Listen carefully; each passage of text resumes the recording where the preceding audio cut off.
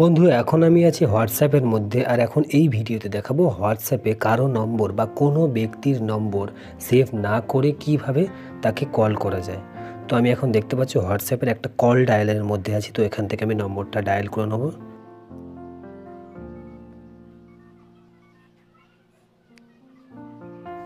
তো বন্ধু তোমরা দেখতে পাচ্ছ আমি একটা নম্বর ডায়াল করে নিয়েছি, নম্বরটা ঢেকে রেখেছি।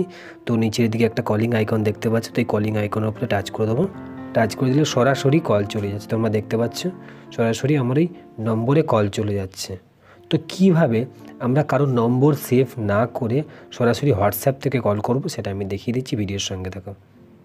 তো আমি কলটা কেটে নেব, কেটে নিয়ে আমি ব্যাক করে নেব। তো আমি হোয়াটসঅ্যাপে টাচ করব, এই আমার হোয়াটসঅ্যাপ অ্যাপ্লিকেশান। হোয়াটসঅ্যাপে টাচ করলাম, টাচ করতে ডান সাইডে নিচের দিকে কলস আছে, কলসে টাচ করব। টাচ করলে এখানে একটা কল আইকন মতো দেখতে পাচ্ছি, কলসের ঠিক ওপরে ওখানে টাচ করব। কল আইকনে টাচ করতে এখানে ভালো করে দেখো কল এর নাম্বার লেখা আছে, এখানে টাচ করব।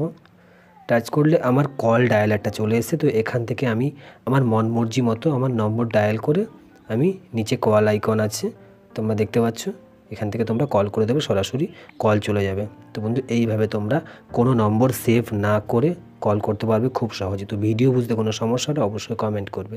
ভিডিওর সঙ্গে থাকার জন্য অনেক অনেক ধন্যবাদ।